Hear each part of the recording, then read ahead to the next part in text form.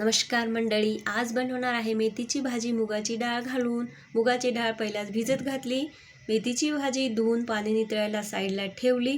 तर फोडणी करूया। फोडणीसाठी तेल गरम केलं, जिरे घातले। प्रत्येक पालेभाजीला मी जिरे घालते, जिऱ्यामुळे छान चव येते। लसूण, कांदा, मिरची घालायचं, छान असं मऊसर परतून घ्यायचं। कांदा लसूण जरा हिरव्या पालेभाज्यांना जास्तच लागतो। मेथीची भाजी मी आता चिरून घेतलेली आहे।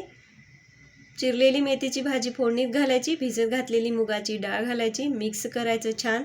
भाजीची क्वांटिटी कमी झाल्यानंतरच मीठ घालायचं, कारण मिठाचा अंदाज येतो, भाजी शिजल्यानंतर थोडी कमी होते। बघू शकता आता इथे भाजी कमी दिसत आहे। आता मीठ घालते आणि अगदी थोडंसं पाणी घालते। मुगाच्या डाळीऐवजी इकडे तुरीची डाळ सुद्धा घातल्या जाते मेथीच्या भाजीमध्ये, कोल्हापूर साईड। तर मी आज चेंज म्हणून मुगाची डाळ घातलेली आहे। तर भाजी झाकून शिजून घेते। ऑलमोस्ट भाजी शिजतच आलेली आहे। तर थोडी अजून टेस्ट वाढवण्यासाठी ह्या भाजीची त्यामध्ये शेंगदाण्याचं कूट घालते थोडंसं, खूप छान लागते चवीला। एकदा नक्की करून बघा। भाजी शिजत आल्यानंतरच कूट घाला। झाली भाजी आपली शिजून तयार। चॅनलवर नवीन असाल पटापट सबस्क्राईब करा, व्हिडिओ आवडल्यास लाईक करा। धन्यवाद।